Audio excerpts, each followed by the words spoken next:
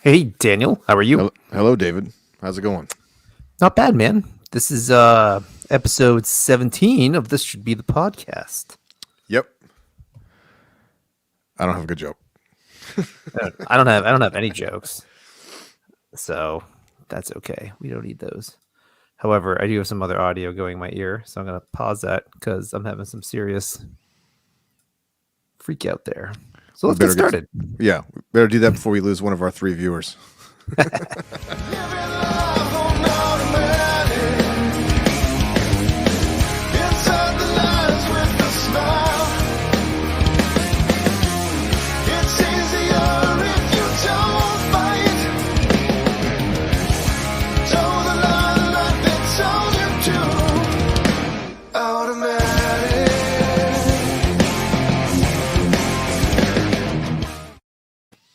A little dead air never hurt anybody.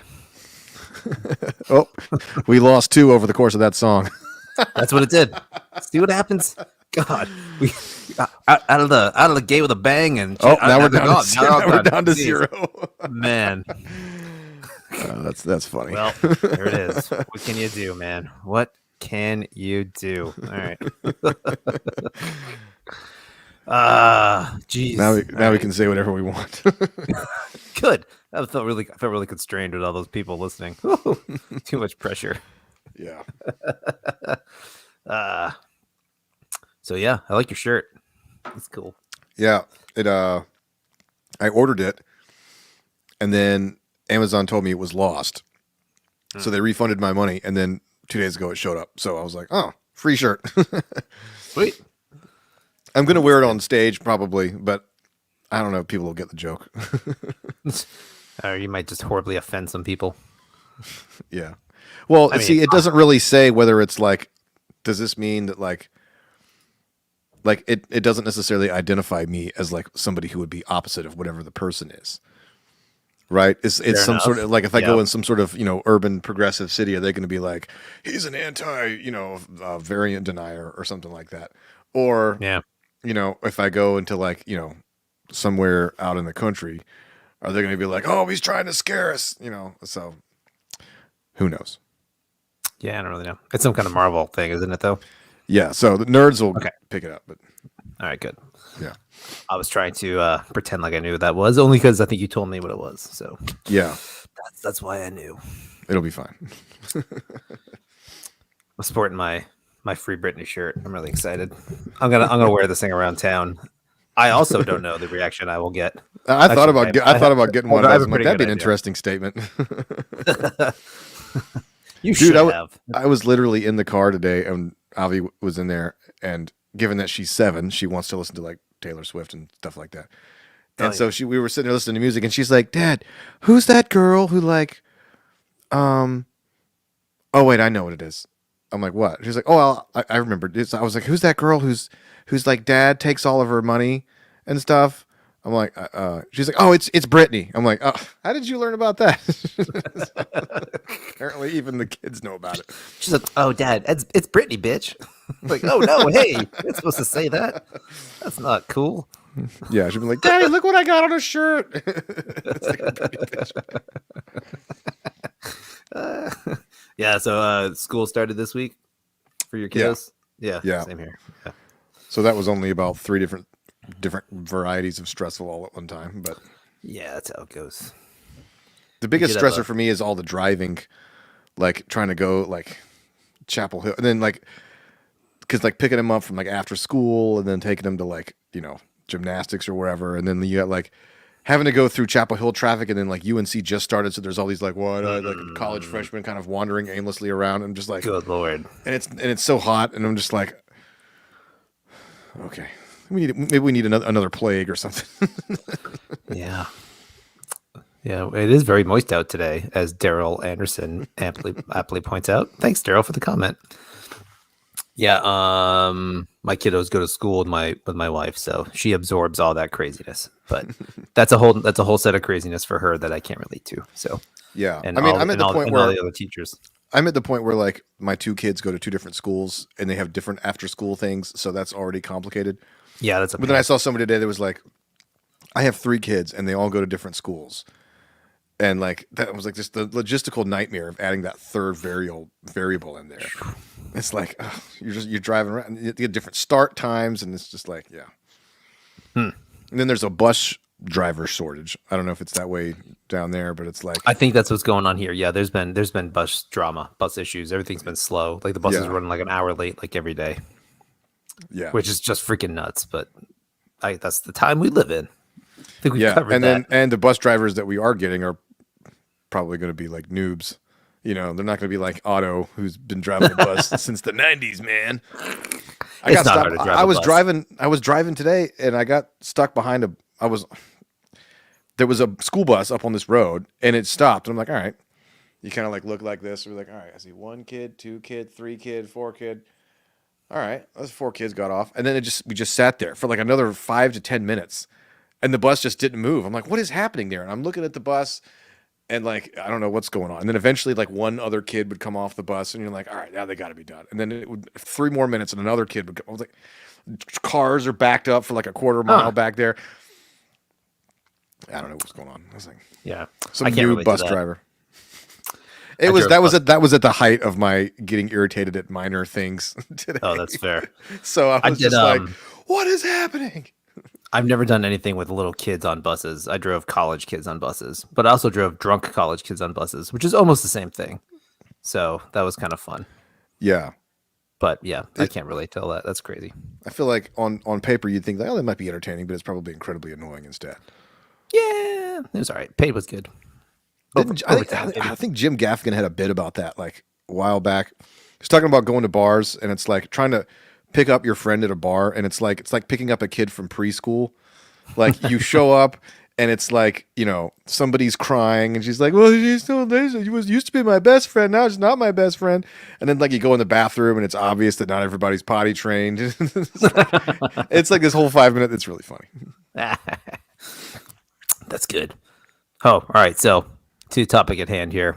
All right. I just want to show, I want to show everybody my Britney Bitch tattoo. No, not really. But how do I get that on there? So this is the vocal harmony melody to the chorus of "Hit Me, Baby, One More Time," and that's the story. Really? And I'm sticking to it. Oh yeah. I want to. No, it's not. But that's what I tell people. No, it's not. Like you were saying, this is toxic. It goes. No, but that is my go-to answer when people go, "Oh, cool, what is that?" I was like, "Oh, it's the vocal melody to the chorus. Hit me, baby, one more time." And the joke used to work a lot more because now I talk to people who actually don't know what that song is that much. They're like, Yeah, it's one of those oldies from the early." it's just 20s." random enough that it's believable. Yes, it is now. It was sad then, but yeah. So yeah, so Britney Spears, man, like we grew up when Britney Spears popped and got real big, like late high school, yeah, something like that. Must have been Yeah, it. I mean, she's like a year older than we are. That's right. I remember watching TRL just to catch Blink 182 on MTV for the first time. I was like, "Wow, a punk rock band that I like on MTV." And then I saw that video, and I was like, "Oh, good lord, what is going on with all this?" And it just never stopped. Yeah, I, being in high school, had no clue of what was happening in pop music. So I didn't even really know about it until like the girls at school were like asking all the guys if they liked Britney Spears or whatever. And I was like, I don't know who this person is. We were like sitting around eating one time, and it was just this topic of conversation. They're like, well, you know, she dresses, you know, like that and stuff. And they were all like talking crap. And I think Elliot was all like, I don't know, man, she's pretty hot. I'm just saying.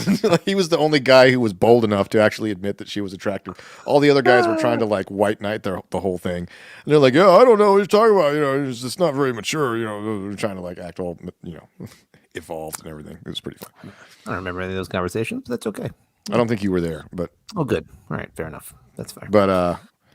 I would have just made fun of the music, I think. But either way, yeah. I guess at that point, like pop music to me was just like, it just wasn't on my radar. So I'm like, why do I care? You know, like, yeah. so it didn't particularly annoy me, but it probably would have had I had more of a social life where I was being forced to hear it all the time. But as it was like, whatever.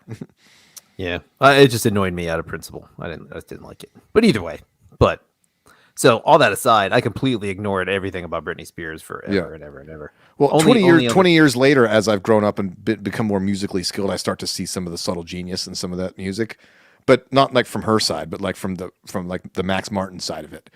Where Oh yeah, like writing a hook and a chorus. the production and the cool, like together. I can listen to pop music and some of that stuff and be like, yeah, there's some pretty cool stuff in there. I got it's kind of a slam, you know, or is that what they're saying? No, Yes, that's what it is. Sure. no, That's it's a what the bop. No, wait, You got me, dude. I don't know. no, bop was like last year when there was a song. If it was, is it a slam now? No, it's not slam. It's something. There's some new kind of term. A slap. I don't care. Maybe it's slap. Okay, yeah, it does slap. I've heard people say that. You're like, I feel like I'm aging 10 years in this conversation. All right, I just want to go get some Ovaltine and sit on my porch. Yeah. Did you watch that documentary? Did we? Yeah. Talk, Yeah, I the one that rewatched was it. okay. Cool. All right, good. I watched it. That was good. It was actually very enlightening. I didn't know a lot about that story. Yeah, I but- didn't either. You know, just in general, I will give overarching sympathy to Britney Spears' cause. Not Yeah. to speak to her, not to give her sympathy as like a person or anything she's done, but overall, I think she is definitely getting a raw deal or a very unfair deal about Yeah. what's going on. It's hard not to be sympathetic to her. I mean, it's like you don't have to be like just as another human being, like as a person who's an adult, Yeah, you know, and you know, as people with children. And it's like you're sort of thinking about the angle of like how does a person grow up into being an autonomous human being? And to have her like she was so valuable to everyone, yeah, like, from, but not very really as- early on. but not really like as a person, you know? Right. So it's like, you know, we talk about this before, like with all these child stars, it's like, how can you even expect a person to even grow up remotely normal, you know? Yeah, So it's almost a miracle that because this, I mean, I don't know. The documentary was clearly, maybe it was biased. I mean, maybe she has a mean streak or whatever. But it's like, you know, she clearly seems like a pleasant person, like in general. You know, she doesn't seem like she has any sort of malevolence. You know, she's not like, you know, so like it's hard not to like at least root for her on one level. yeah, You sure. know, Right, like the whole paparazzi thing is crazy to me. yeah, Like, that for was an just- interesting angle. You have so many years of your life just completely void of all privacy, and just like you go out in the open air, and there are 50 people around you with cameras everywhere, And they don't care if it's like you're obviously like maybe you're Oh, of course upset not. or In fact, they're that's just like better. right in there, you know. Yeah, that's a great picture. That's a good story. And then it's Yeah. worse when you have a family, then you have kids, and like I would never. I wouldn't want that for myself, but I couldn't handle that around my kids. That just would. Oh, that's awful. Yeah, the Freaking one nuts, man. was the one guy, the guy who looked like Cheech Marin, like the one photographer guy, who he seemed like completely blissfully unaware. Like he saw himself as like, you know, hey, we're in Yeah. this together, Brittany. He doesn't realize like how like completely obtuse he's being. Yeah, You know? yeah, you need us, we need you. Like, no, you need her. She's Yeah. doing fine without And you. it's like, and she's like, you know, she said, leave us alone, you know, and I didn't know that meant like leave us alone. I thought that was meant like, you know, leave me alone for today. yeah, Not like right. forever. Yeah. Like, no, dude. It's like, Yeah, you know you're full of shit. You're a garbage person. It's just like this level of self delusion with this dude. Yeah, that's absurd. But it's nuts though. Like, it's like to get shot through like a level of fame at that from a super early age, or like, well, she was like mid-teens or whatever. Yeah. But like, it's just that's your whole life. That's just crazy. So I feel bad in one way, being like I can empathize with all that pressure and all that fame and all that notoriety that shoots at you really quick. Even though that's kind of what you wanted, really. I mean, that's part of the game. I mean, if you it's what every person thinks they want, you know. Sure. Yes. Yeah. Right. So I don't know. That's a pretty classic conversation or a pretty common story, but it's still tough, man. And like, so she obviously freaks out at a certain point after her Yeah. marriage and after her kids, and man, like it was bad enough where she lost custody of her kids. So I mean, so to speak, not like because we don't know all the details, but obviously she was unfit or definitely mentally in a bad state in some way for her to lose custody of her kids, because that's pretty Yeah. rough for a mom to lose for a dad to get full custody, and then your dad's K-Fed. So I mean, come on. Yeah. I don't know anything about K-Fed, I don't but know anything about him. he looks like a douche. He dances like a douche. He's a douche. No, I'm sure. Might I'm sure he's a nice guy. I have no Could idea. be. He dances better than I do. So good for him. Yeah.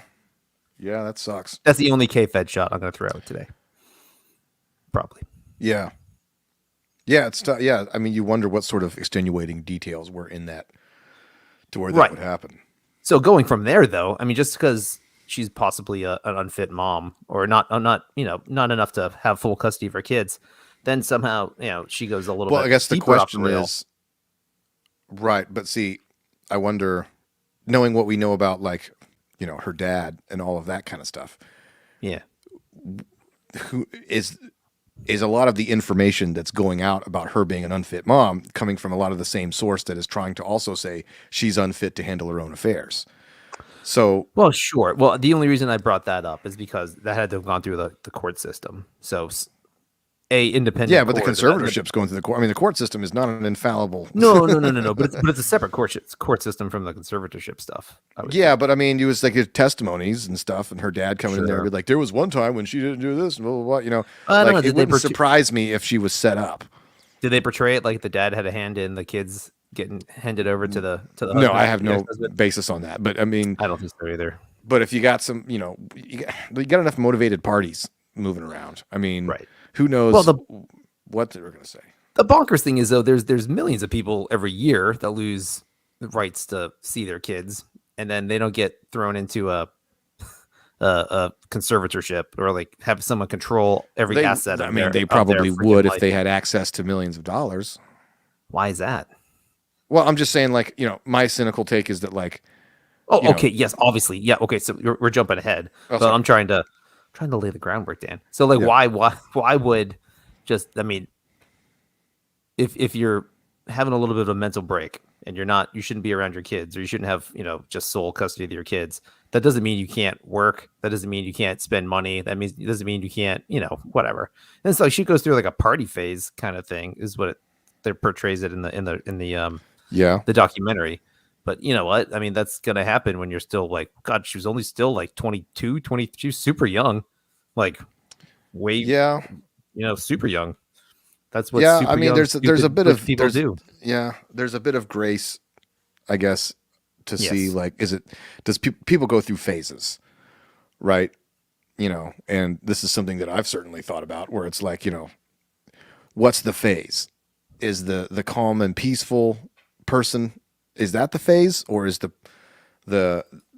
partying at the edges of sanity, is that the phase, or is that the real person, right? So the problem with her is that, like, she probably didn't know who she was. She had grown up around this absolutely. insanity. So it's hard to say, like, if she's, say she in her early mid-20s and she's kind of doing the party scene, right? Because everybody's throwing money and attention at her. Like, it's hard to say, is that who she is? Or is she actually, just a down-home girl from, where is it? Is it Georgia that she was from? Mississippi or Missouri? I think it's Mississippi. I thought it was more southern than that, but whatever. Regardless. It's more of a Gulf state. I think it's Mississippi. Okay. So you know what I mean? Like, Missouri's but not a Gulf she didn't state. have a chance to really grow up and figure out who she was. Yeah. So, those kind of phases are not surprising. Right. I mean, I know those like 4 or 5 months I hung out with Paris Hilton, things got really nuts. Like I couldn't. I don't know. I don't remember As half one of it. does. Yeah, there was a lot of nip slips on my end. It was off. It was awful. It was pretty rough. It's tough.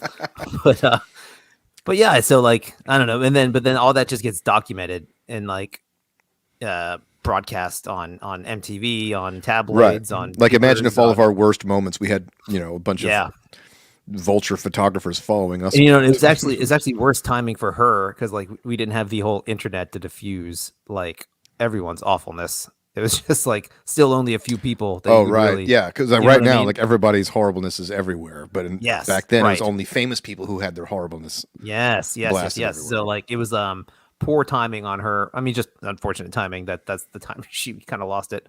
So I don't know, man. That sucks.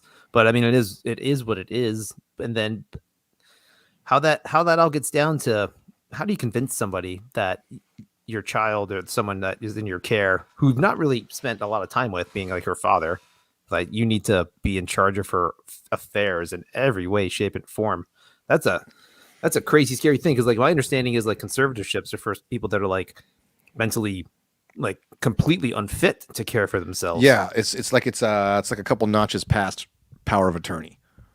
Is it? Yeah, right. You know it's what I like it's like pre like psych ward like full time and full time involvement. You know what I mean? Yeah, yeah. Who knows? So, I'd be fascinated to know what they had to say to get that going. Yeah, I guess And that stuff will never come out. But it's like an army of lawyers, you know. But isn't it like, that's kind of like messed up? It's like he's paying for the army of lawyers with her money. Oh yeah, yeah. Right. And the army, but they're not on her side. It's like her own money is paying for the lawyers that are keeping her trapped. Yep. That's a particular brand of messed up. Yes, it really is, actually. Yeah. Yeah. It's like a prison that is just built with everything. She didn't build it, but it's built by her. That's nuts. Yeah. Yeah, that's like, that must be so infuriating and like depressing and all around awful. But yeah. Whew, yeah. Yeah, I don't know. I mean, that's generally the gist of it. I mean, I feel bad for the girl. I mean, like, we can keep talking about it, but well, I think what's the other interesting part is how, especially if you watching the documentary, but also like remembering back, like how people, it just felt like she's been so. I just wonder, like, are any of the people around her like actually looking at her like she's a human being, or is she just useful to everyone? You know what I mean? And so, granted, I mean, look, there's a business part of it. Like, we're all that way, right? We have jobs. We run businesses. It's like, yeah, there's no denying that we're useful to other people for what we bring to the table logistically. right. Not everybody is, like I have clients that I work with, and like I do consider some of them friends, but like if I didn't have a business relationship, we wouldn't be hanging out necessarily. But so it's like there's a level of like, separation there. So it's understandable if it's like, well, yeah, the people at the record company, they don't really particularly care about her personal life. They're just in it because she makes money for them, and vice versa. There's some of that that's okay. But it's the like, the people who would do that clearly at the detriment of a person's, mental health, Yeah. and then the people who are like, it's like, so what I noticed is like the relationship of like her and her sexiness, but also like her girl next door vibe. It was always this push and pull kind of thing. It was like she didn't have really a chance to discover that on her own, as a girl growing from, preteen, teenager, adult, and to being in like a functional woman. Like she was just a pawn kind of in other people's personal agendas. So you had the MTV crowd who were like, dude, put her in a crop top, who cares what it does, because it's, and then you have like the ultra conservative people who are trying to, they get to use her as an example. The Britney Spears is of the world, or you know what I mean? And so she's just like a thing to these people to push their existing agendas, about like this person over here wants to just push all the boundaries, and then then they do so, and then she's got all these, other people telling her that she's a horrible person because she wore a sexy outfit. And it's like, that's going to mess with your self-esteem and your sense of, all this kind of stuff. And so it's like everybody's just talking around her. And it's like nobody's looking at her as a person, Yeah. And she's like, I don't know. What do I think about it? Well, I know that this crowd over here tells me that I got to tell everybody that, well, I'm definitely a virgin. I'm waiting for that special someone. She has to say that for this crowd. And but then the other crowd is like, okay, you said that. Okay, that's good. Let's put her in a crop top over here, or like whatever. So it's like she doesn't get to make a choice about like, well, what kind of girl do I want to be? What kind of image do I want to portray? She's not in charge of her own sexuality, like a person would, we all have to sort of find that. She didn't have any agency in all of that, because that push pull of the nice girl but the bad girl was part of the whole sales pitch, Right. and so it's no surprise that, she ends up in her 20s or 30s now, and she's got some weird, issues. Like if you look Sure, at her sure. Instagram, like she's doing all these weird. It's like you want to like her as a person and feel sympathetic, but she's still trying to like, am I still hot? Like, am I still got it? Like, yeah, it's Yeah. That sucks. And yeah, like the documentary, I guess, does a pretty good job, maybe unintentionally, because they show all these interviews with her, and you're right. Like there's this tension between like the down home Southern nice innocent girl and then like the quasi slutty super sexy pop star. yeah, And like in her interviews, she doesn't come across as the super slutty sexy pop star who's like right, she's just like that Southern little accent, little old me, you know. yeah, I want to have a family. I want to have some babies, like all that stuff, like that Yeah. whole, let's go to church with my mama, like that whole thing. And See, that part feels genuine when she says that. I feel yeah, like I that's didn't probably think it- coming from an actual place. sure, actually, I mean, I think you're right that seemed genuine to me as well. But then, like you're right, on stage, it's a completely, and then in videos and in the media, in her public persona, her more public persona, her performance persona, it's Yeah. way more sexualized, and that's. This is what it is. I mean, that's what sells. So Yeah. that's a tough Well, thing and to it's navigate. worth noting that like it's okay to have both sides, right? Like, Sure. what is it? I forget. There's an old saying about it, but it's like, the idea of like wanting a sort of normal domestic life, but then also, doing it's probably a lot of fun in some ways to go on stage and like do all this extravagant, crazy stuff, like feed that part of your brain, the hindbrain. I'm like, two things can be true at once. Human beings are complicated. We can have both sides of ourselves. But I guess the problem is that like it's it just feels like she never really got the chance to discover the balance of those two halves of her on her own. She just had it pushed on her, and this is what happens. Yep. She doesn't really come across. She comes across as very sympathetic and probably at the end of the day, a nice, sweet person. She doesn't come across as being overly intellectual, so there is that. No, You and know? probably not making the most wise decisions ever. And it's funny, like, because I don't want to say you shouldn't do that as a musician, like, because like you think about like what's her face? I'm sure like Taylor Swift has like the exact same problem. She gets like swamped by 8 trillion people every time she Yeah. goes somewhere, and she's not overtly, that I'm aware of, like Britney Spears, like provocative like that. Not But, as so, much. like, I mean, it's a part of well, it, but Well, sure, but it's not like Madonna and Britney Spears. You know what I mean? Like that was definitely a vibe. yeah, Or that's definitely like one of the first things you think of is, sorry, Britney Spears being pretty provocative and Yeah. and over sexualized and all of her stuff. So, what was I going to say? Crap, we got off topic there. But oh no, because like if she didn't do that, she would still have and just her music spoke for itself or whatever.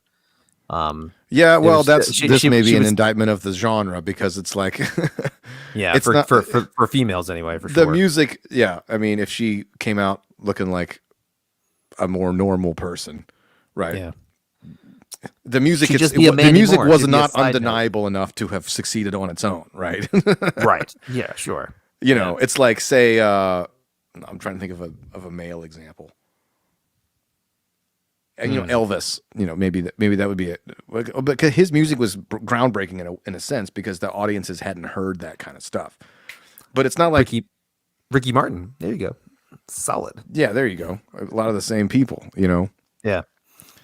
Yeah, I mean, he wasn't horrible, but it's not like if he was an old dude who didn't look like Ricky Martin, would that have set the charts on fire? Yeah. Bob Seger is not getting famous in the modern age. And it's weird though, because she keeps performing though. Like even through all that stuff, she keeps going, she keeps performing. And like I didn't know this. She did like a 4-year residency in Vegas, which apparently is like a really coveted thing, because I guess you just make a shit ton of money. You don't have to travel. I thought that You got just canceled. No, I'm pretty sure she did it. I mean, Oh. it's been canceled, but she was in Vegas for a while. Oh, okay. So Yeah.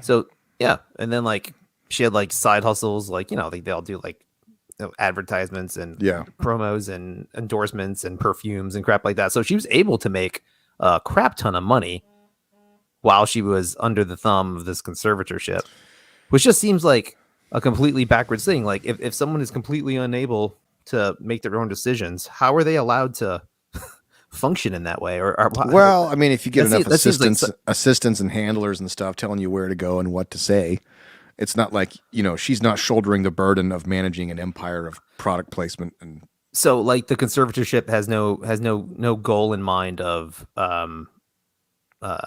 rehabilitation. It's just like, oh, this is it. There's no incentive for that. Yeah, that's a crazy idea to me. Well, that's right. There was that little clause in the thing. I forget where it was in the thing, but it was like, where in the best interest of her as a person and also of her as a business, essentially. And one of those was one of those little, like, half redacted little pieces. And it's like people were saying this, like, that's not usually the type of thing that happens in a conservatorship. That's not part of that. Yeah. Yeah. People aren't looking after people's, like, ability to manage a business interest when they're talking about a conservatorship. But because all the people who are in charge of the conservatorship have a vested interest in the business side of things, they're like, well, we don't know what she does. I mean, she might get in charge of her life and start making some poor financial choices. Oh no! But it's like, hey, look, that's her money she made. That's her damn right. Exactly. But they don't want that because then they can't be skimming off the top. So it's just that's why it seems like such a big scam. Yeah, but it's just crazy to me, real crazy. But either way, like I wonder. It seems like could you have like a court appointed conservator? I mean, well, that's what one of the things she was arguing. I don't know if you have because she was trying to get just her dad out of the picture. She said, look, I'm not even trying to fight the conservatorship at this point. I just want somebody who's neutral. Just get a lawyer, get a firm that handles these kind of things, and just let them be the arbiter of the affairs. Isn't that what happened recently? Yeah, well, he agreed to step down, I think, a couple of weeks ago. So I don't know. I'm sure that takes like months to years to like legally happen. Yeah, which that seems legitly fair. I mean. But then again, that sounds like a very lucid argument from somebody who's not able to make lucid arguments and decisions for herself.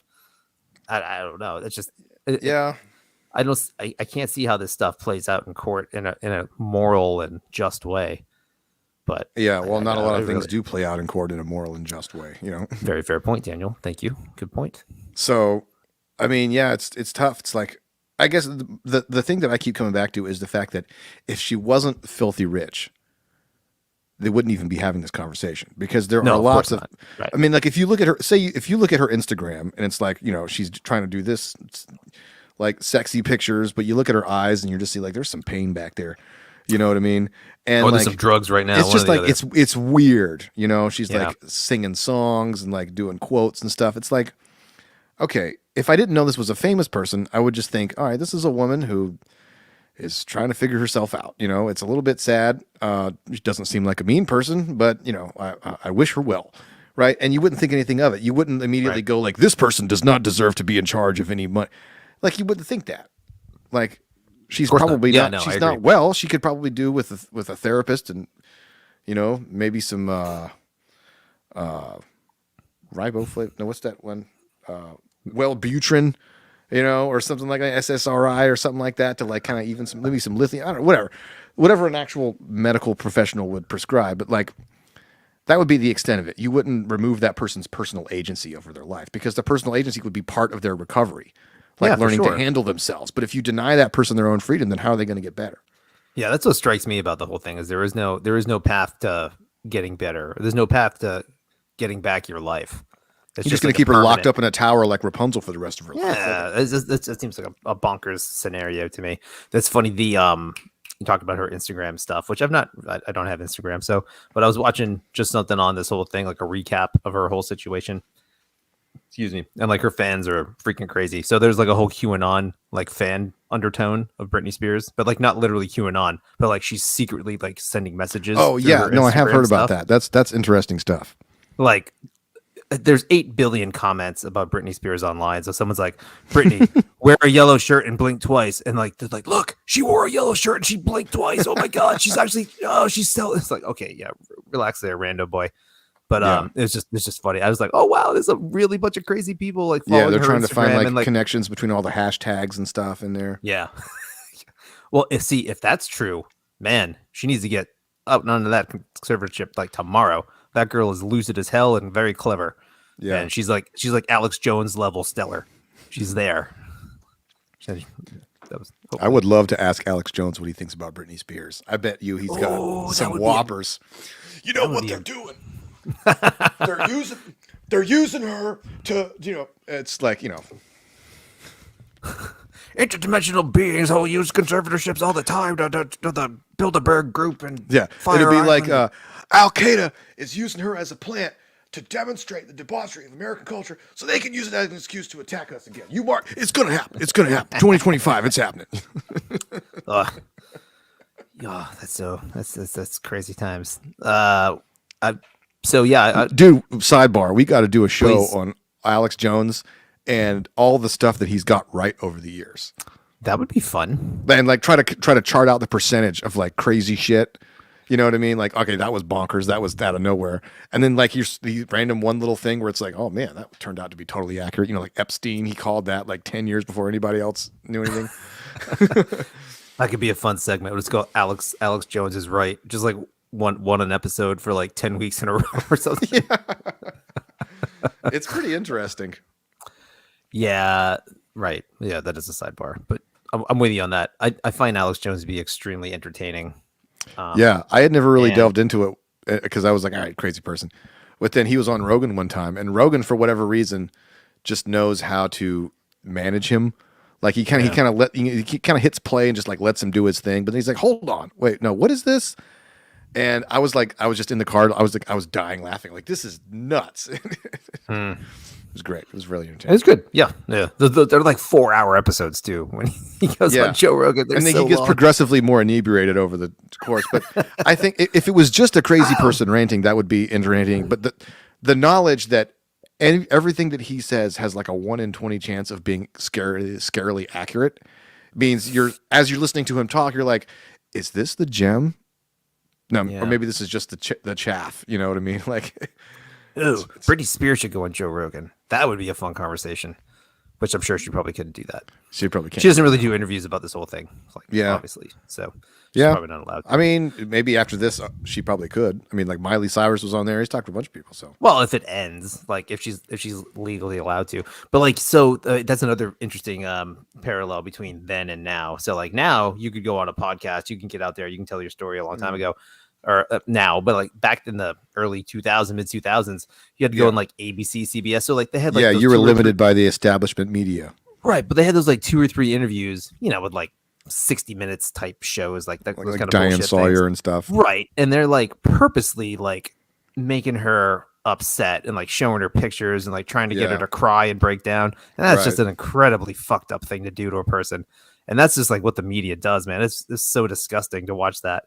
I was just like, and like you're watching that, you're just like, I feel terrible for this person, and I hate that person for doing that. It's just like, how does this make you feel? Like, oh no, I love it. It feels great. Thanks for asking, asshole. Like, and then like, then she's like, can we stop? Like, I don't want. Thanks for bringing up the absolute worst parts of my life. Yeah, on 60 Minutes. And like that sucks, but also she agreed to do the interview. I mean, it's just, it is what it is. But she may not have much of a choice. The powers that be. You're like, look, she might not have. Yeah, you're right. They might have made her do it. You got to go in there and talk to Meredith Vieira and. Look, people want to know if you and Justin got it on. She's like, I moved past that. It's like, doesn't matter. I know. What a weird frame of that question. That's just so sick. Be like, hey, let's talk about your virginity on live television in front of like 7 million people to watch later. Like, maybe not. I don't. Well, it's a gross aspect of that business that's just really nasty. Yeah, and really awful. But still there. It's just broadcast, but now it's just broadcast like all over the place. But so I don't know. It's hard to tell how that would play out in this day and age. But either way, it doesn't matter. It was just she probably wouldn't. She wouldn't be the superstar she like today. Today is what it is because of people like her. You're right. When they did. So if she had never existed, like the landscape would look a little bit different, right? So yeah, for sure. The normalization of it's like nowadays it's like some pop star comes out and she's like, wearing skimpy outfits. Everybody's like, well, it's pop music for you. But it wasn't always that way. Like Madonna was a big trailblazer and some of these other people. And so like she probably wouldn't be useful to the movements if she came out now. right? Because like in the late '90s, like the juxtaposition of this like nice girl next door with the like sexy vixen duality, like that's not groundbreaking right now, but it was then. Mhm. So Yeah. she would have to be undeniable in some other way, like she would have to like write songs or something. She'd she'd have to stab somebody on live television. I don't know. She'd have Yeah. to write a song about a. We had my friend made a joke. What's that song? It's like, is it Nicki Minaj and that other girl that made like a really sexually explicit song? He's Oh, like, that he's one. like, he's like, I love that song about the wireless access point. That's my favorite. That's my favorite song. I look, as a person who works in IT, every time I type WAP, I'm like, this is hilarious to me. Well, that's his thing. He's an IT guy. He's just like, Yeah. yeah, that wireless access point song is on point. It's slapping. I to this day I think about that every time I type WAP into like an email or something. I'm like, Oh boy. okay. Yeah. Cool. Oh, ugh. That's a whole thing. Yeah, but That was I think that might be the point at which I was like, am I old now? I got to be old because I'm just like, what the hell is happening? Well, I definitely felt it there. I don't know if that was the first time I felt it, but yeah, I was just like, this is. It's just like, I mean, this is so every crazy. generation looks at stuff and they're like, this is just trash with no artistic value. Right. Right. That is a certainty. But it's like that's what they said about Elvis, and that's what they said about the Beatles and Hendrix and Mm-hmm. all these like classic artists that, in retrospect, clearly changed art and were like all kind of geniuses in their own way. Yeah. But it's like, I mean, even somebody like Britney, like we were saying, like she didn't come up with all of those hooks and all of the production No. of the pop. But Max Martin is a damn genius. I mean, he's engineered hits for countless artists. So that guy's clearly operating on some sort of level. So it's like you can appreciate the artistry, but then like you get to a certain point though. It's like Yeah. when WAP or WAP or however they're saying, when that comes out, it's just like WAP. it's just like, is there anything like, is there any sort of art in this at all other than boundary pushing? You know what I mean? Right. That's what it is. I would agree. It's mostly just boundary pushing. It's like It's what you I can guess get away you with. could compare it to like maybe like punk rock, like Sid Vicious, and some of that stuff that was like, just trying to, Yeah, but just trying to push yeah. boundaries and be offensive for its own sake or whatever. Right, but see, the interesting thing about that is like the punk rock stuff was doing that on the underground kind of scene. They were doing it by themselves for a long time. Yeah, I guess And that's then- true. So they weren't part of a machine. No, and then it happened to get popular, sure, but like not as popular as like Nicki Minaj stuff. But that stuff, like she's not doing that song just for the hell of it and dancing around and well, maybe she is. She could be. I don't know. I don't really know. I don't know the underground, explicit hip hop pop generics. I don't even know what you call the music. I don't even know what the genre is. So that's all right. Yeah, I don't know. I mean, it's not made for us, right? So No, it's definitely not made for us. This is true. Oy. Yeah, so we saw. Gosh, that was. do people look at the stuff that we like and they think there's just nothing there? Probably, for sure. But I mean, I understand what you're saying about like the guy who writes the songs and like the hooks and all that stuff. There's I think it's a Netflix documentary that does music genres, and it's like an hour-long thing on each one. And one of them was pop music, and it was like all about the one studio that put all these bands together, like did all the recording, did a lot of the songwriting. Which one? I don't know where that studio was. It's in another country. That narrowed it down, right? Was it the one? Is it Sweden? Yes, I think so. That's where Max Martin's from. Well, that's what I'm talking about then. Yeah, So okay. there's a Netflix documentary about the pop music episode is all about that. Oh, I need to watch that. That'd be interesting. Yeah, it's pretty good. I'm pretty sure it's Netflix. I'll go to see. Yeah. I'll try to find it for you. But it was actually very interesting because like they were showing these guys just like writing these stupid little hooky things, and then like someone would come in like, hey, let's try to sing over this, and Yeah. like so he did that. He did like was it NSYNC and Backstreet Yeah. Boys, or maybe just Backstreet Boys, or maybe both. I don't remember. But it was all sorts of freaking songs. And, Oh like, yeah. Oh, bands, well, like well, that whole, Max- that I whole mean, string. like Kelly Clarkson and Pink and like well past like when the Britneys were, Oh, long yeah, since yeah. gone.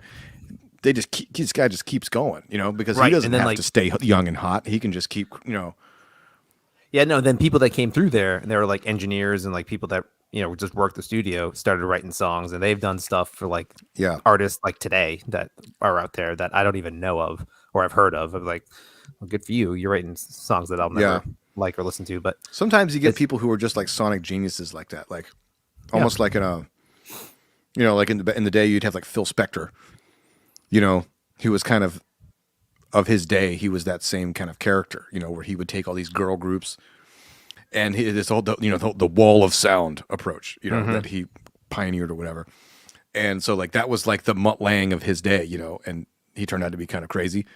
But then like, and you fast forward to the 80s and you got like Mutt Lange, who again, pioneering all this stuff. Like, so that's why like Def Leppard has the same production style as like Bryan Adams. I mean, like the list of credits that guy's worked with is like off the chain. huge. Yep. So some people just have this knack for making music and all the little parts all in the right place that just makes pop music. That's the kind of pop music I dig, Yeah. Yeah.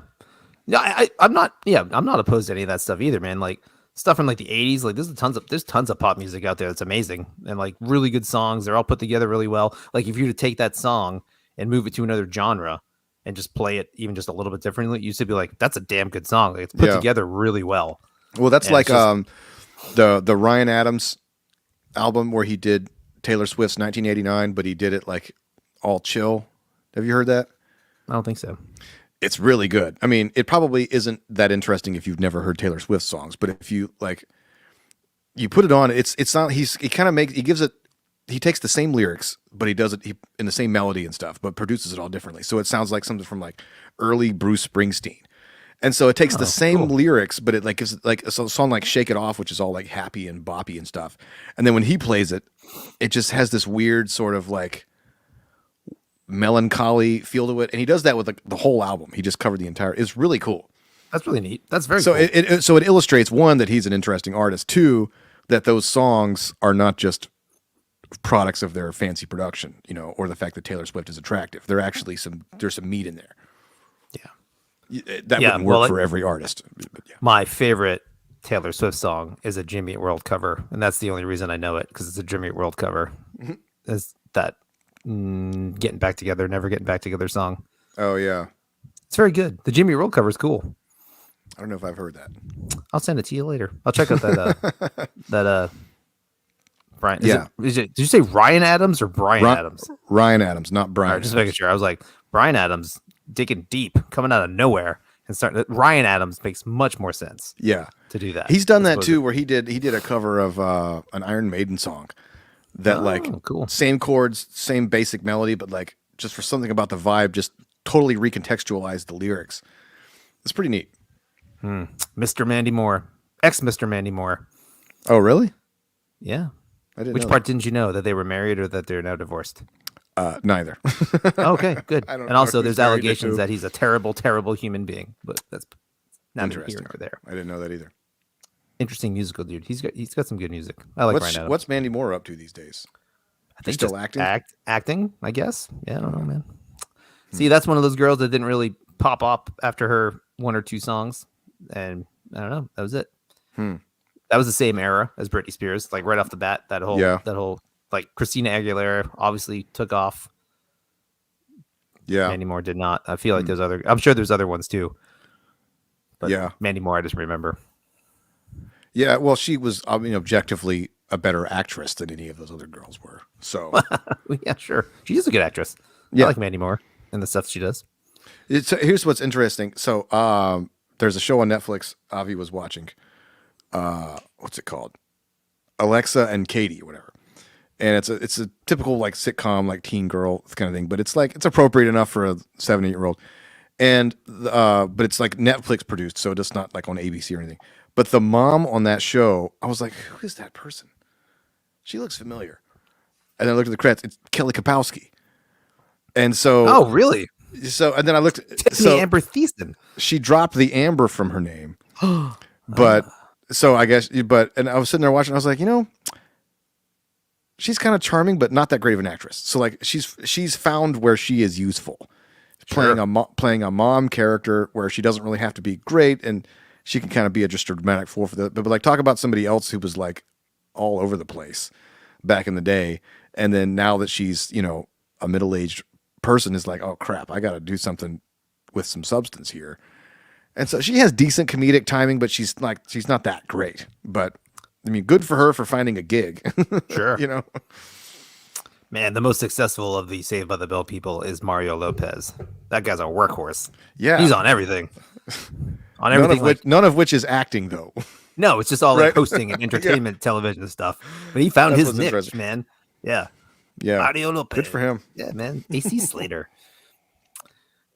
Number 2. Didn't it come out that the guy who played Screech was like a total like monster?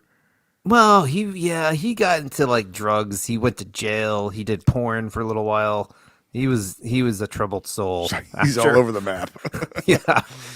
That's just the stuff I remember. He died a couple years ago. Screech is dead. Oh, Dustin really? Diamond. Yeah, he died. Man, Yeah, Dan, I don't keep you don't up know with that anything stuff. about people's person. You don't know anything about the Saved by the Bell cast. Look, when I'm in line at the supermarket, I use the self checkout. I don't wait in line, so I don't see what's on the magazines about who's marrying enough. who and stuff. Yeah. No, yes, the Screech guy went off the rails a little bit, so that's sad. Sad. That was a great show. I liked it. I still watch it. We watched that with the kids, actually. Does They it like hold Saved up? by the Bell. Nostalgically, yes. So Does it it hold only up? it No. only works if a parent with nostalgia is watching it with a kid who has no taste. If you were coming in fresh and hot at the age As of an 38 adult, to you'd watch be like, Saved by "Nope." the Bell, you'd be like, this is stupid. But when you're 6 and 7 and 8 years old, it still works. So they like it. So Yeah. it's that kind of show. It's pretty good. It's like Full House. Full House is fine. But like I wouldn't want to watch Full House fresh. You know what I mean? never got into Full House even as a kid. I We did I did TGIF pretty hard. I kind of did a little bit, but Full House was. I draw the line at Full House. Like Perfect Strangers, Really? fantastic show. Perfect Strangers is still a good show. That one holds up. Underrated. Family Matters, also good. Just in terms of like, I haven't watched it since, but like, there was some good chemistry. Like Carl Winslow and like Urkel's a great character, man. yeah. Oh wait, was there? What? Where was the chemistry? Carl and who? Harriet? Is that who you're talking No, about? Carl and Urkel. I mean, they all played off okay. each other. That's what I'm saying. Like it was an Okay. But like, I liked all those shows. I don't know if I ever watched some of the other ones, but like they at least seemed like Boy Meets World. Boy holds Meets up. World was part of that. Yeah, I never really That's watched. we watched. But that's a I really just good show. I knew instinctively. To me, okay, look, here's an example. Full House was the Friends of our childhood. And it seemed like everybody else was watching it and everybody else was like, "Oh yeah, did you watch it?" And I'm like, "This show's not funny. Like the acting is terrible. Like what I don't why do people like this?" And it was just so unbelievable and unrealistic. Terrible. No, I know, but like it wasn't even. I didn't. I don't know. Just something about it rang false and fake to me. It was also one of the earlier ones. It's one of the longer running ones too. So Yeah. the other ones had the benefit of coming after and having a little bit more of a formula like that. What's the Miller Boyette? Is that what it is? Is it Miller Boyette Productions? I think so. Yeah. Yeah, like so they had like man, talk about those guys had a dynasty. yeah, they did. And like but like, they did I think they did Perfect Strangers. Like they did all those shows. Yeah. But, like, but Perfect Strangers is awesome. Also, one of the greatest theme songs of all sitcom history is the intro. how does that The go? Perfect Strangers. The standing tall on the wings of my dreams. Standing tall. On the It was wings so. of A Family my Matters had that little like Little- Chicago harmonica piano thing going the on. piano intro.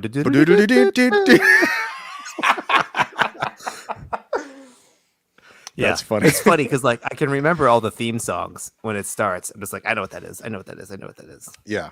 So, dude, so talk about the Olsen twins. So, Shayla went through a phase, which she may still be in, I don't want to speak for her, where she was obsessed with the Olsen twins as a child. Okay, as And, a like, child. Okay. Well, she knows everything there is to know about them. Like, she went on the Olsen twins cruise and, Whoa. got to shake their hand a couple times and all this kind of stuff. And so Okay. it was pretty. Her perspective on them is pretty. I have to ask her about it, but that's why I mean- it's so funny when late stage, because like back in the '90s, it was like, oh wait, they have a third sister. He's like, oh, she doesn't want They got any part of There's that. another sister? Really? Yeah, and she's now super famous. she was in a bunch of season. Well, not super famous. Like she's not like an A-lister, but she was in. She got on the Marvel train, and so now she's had a whole bunch of big. And then she's actually she went to acting school, so she's incredibly talented in her field. Cool. So she's doing great, but it's like who. Yeah, it's pretty interesting. But I mean, the Olsens are interesting because they built their whole little empire. Yeah, and they maintain control of it. Yeah, but they I think they keep out of the spotlight now. Yeah, for the most part. I mean, after one of them killed Heath Ledger, they had to lay low. So that makes sense. What is that, like an Alex Jones theory, or what is that? No, like one of them was like right around Heath Ledger when he died, like that day. Or I never heard that. That's hilarious. If that's like a Mad Libs of celebrities, if you had blank was around blank when they blank, and you filled in random celebrity names.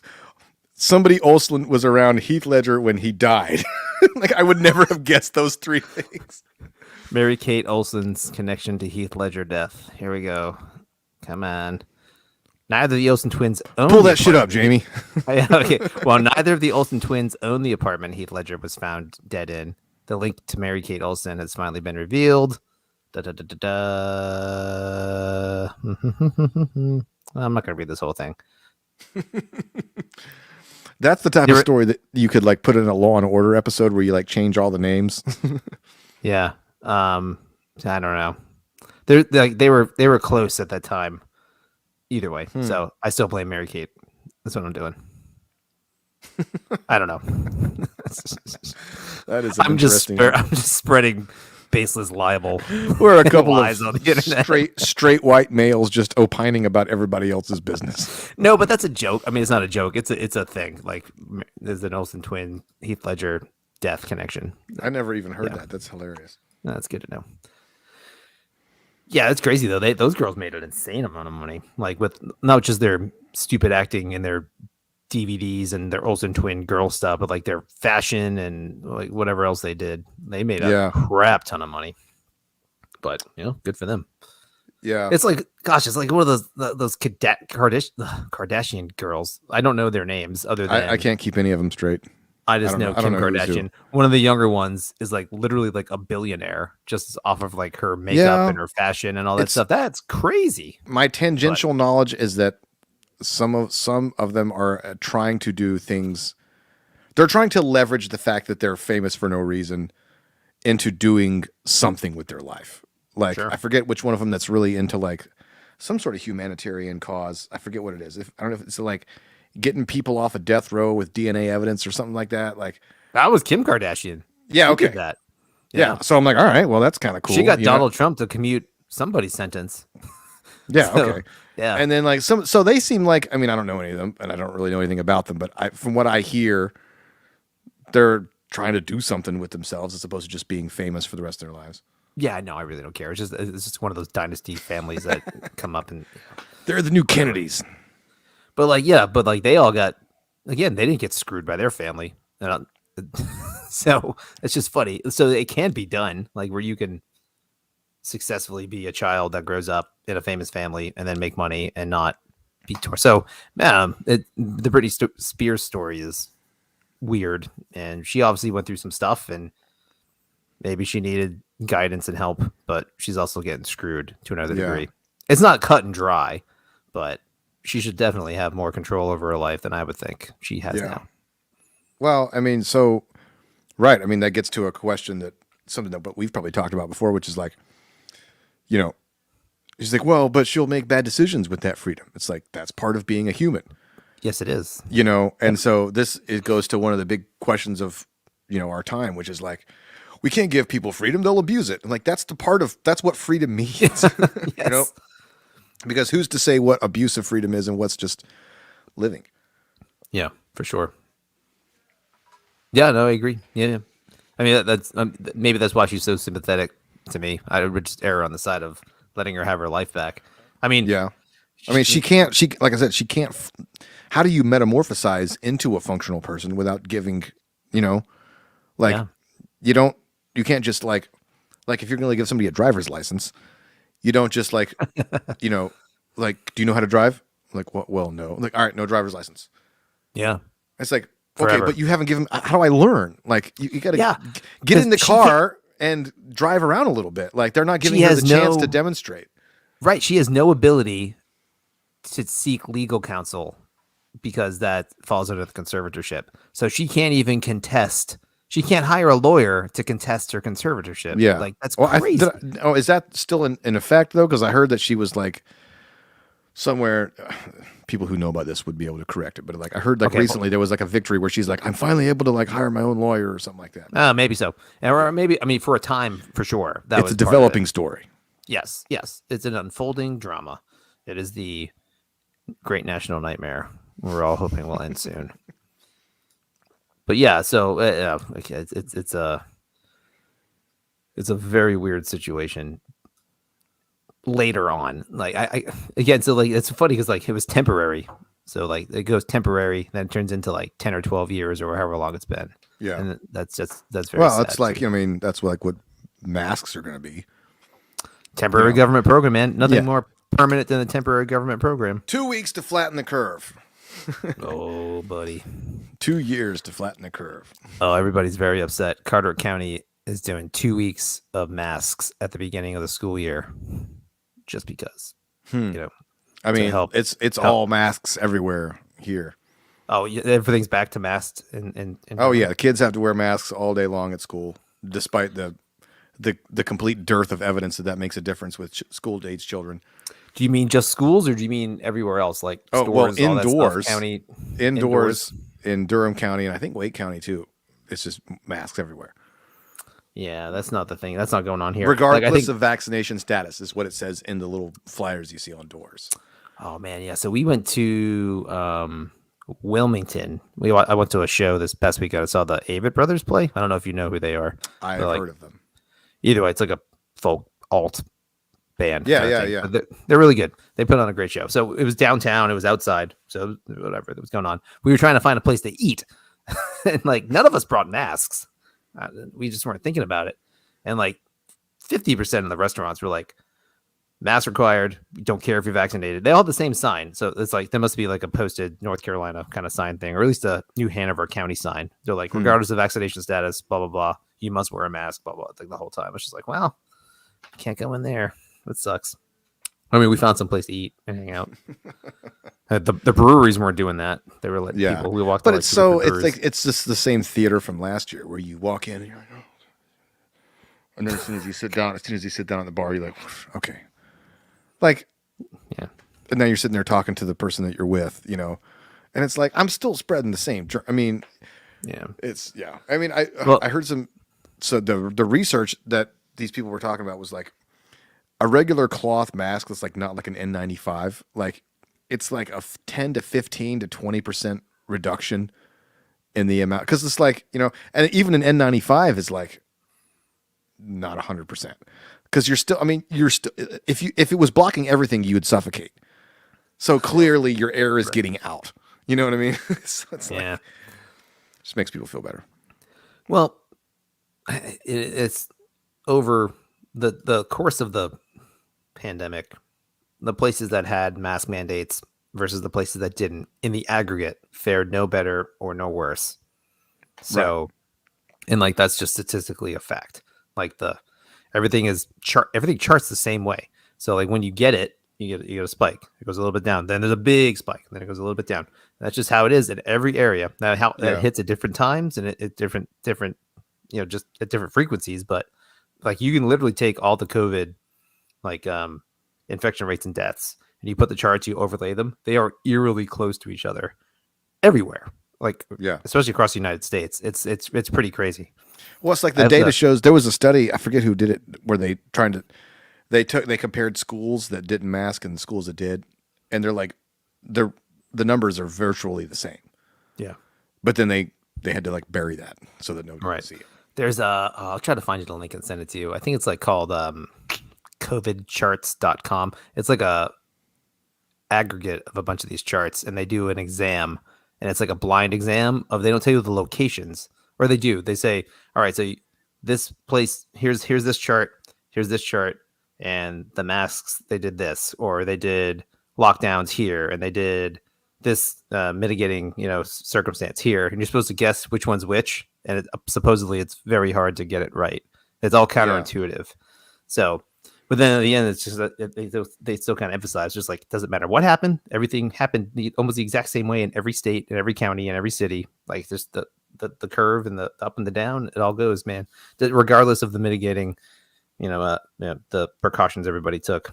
So again, so that's all I'm saying. Like, a mask could be helpful in a situation. Yeah. But in the aggregate, masks didn't do a damn thing. They really didn't.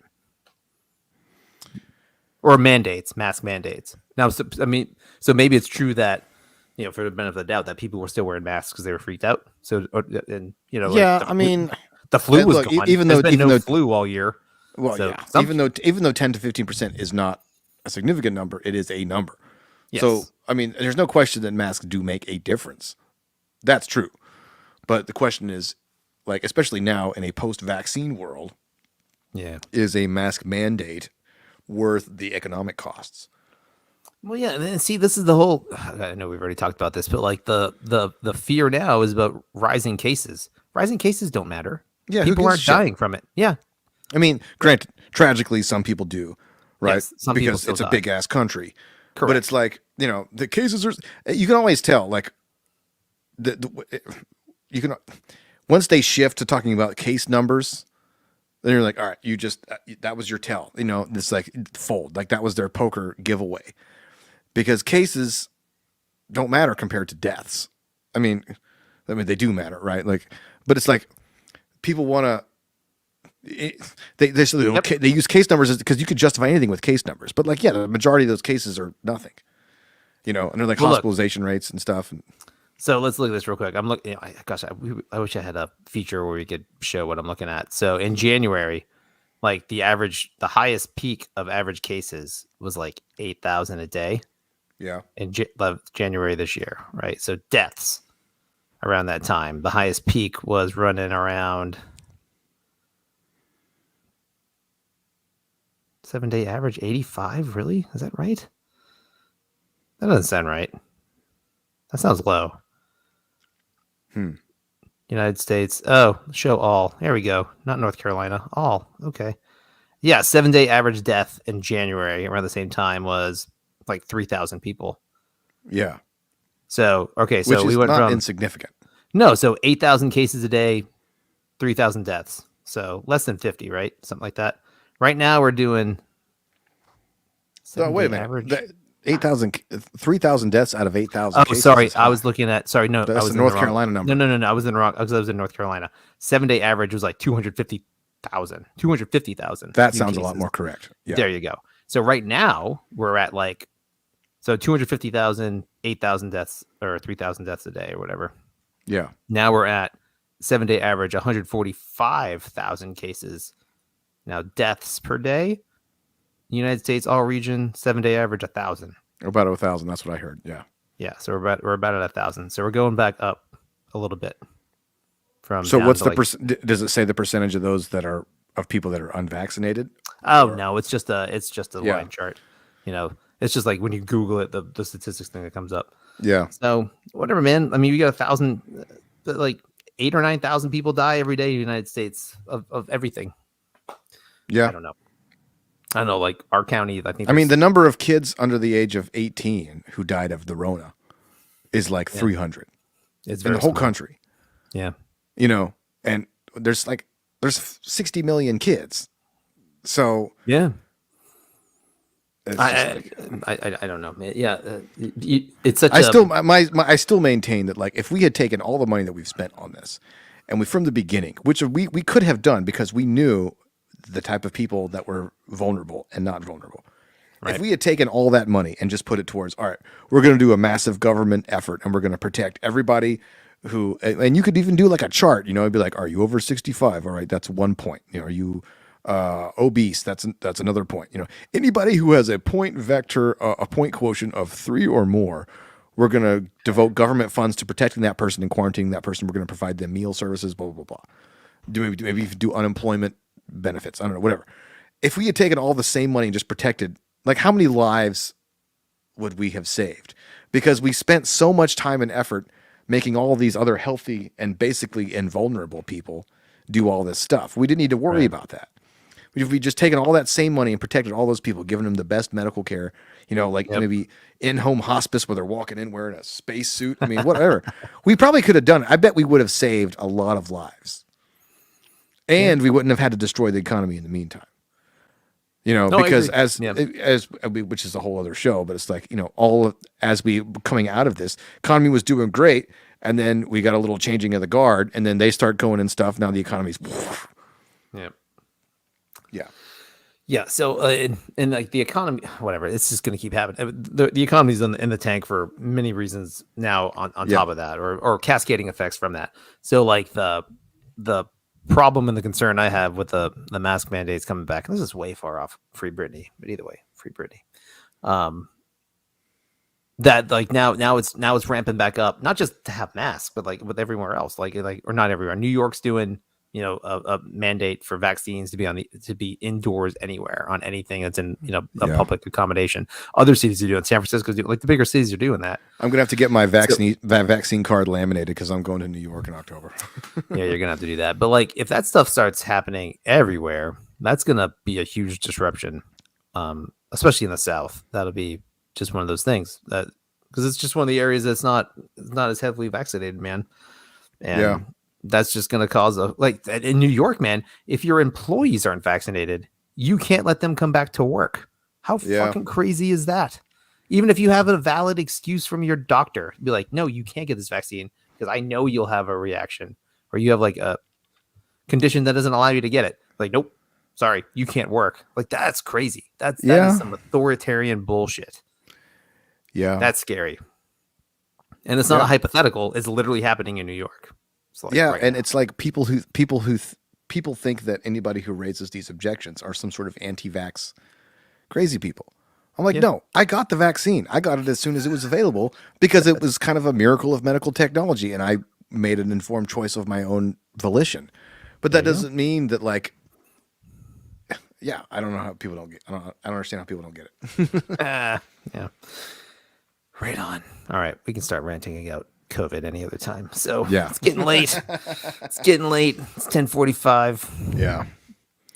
All right. We did the Britney Spears episode. I never thought I'd come to that. Never thought that would be in my life. I'm going to do a podcast about Britney Spears. That was good. We should bring Elliot Kuhn on and see what he has to think about it. Someone's going to find that guy. I need to know what's going on. Is he still alive? Let's hope so. I hope so. Let's hope he's not within like the Dan's idea of what's going on with everybody, because everyone you think is alive is dead. So I'm sure Elliot's fine. That's funny. Just Dustin Diamond's dead. I'm sure Elliot's fine. He's not. He's thriving somewhere. I'm sure he's living his best life right now. I really hope he is. I'm sure he is. Yeah, okay.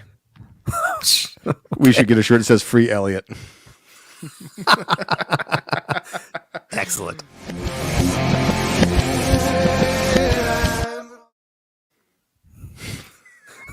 So speaking of Mandy Moore, he knew the whole Mandy Moore choreographed Candy song dance. It was amazing. That was true.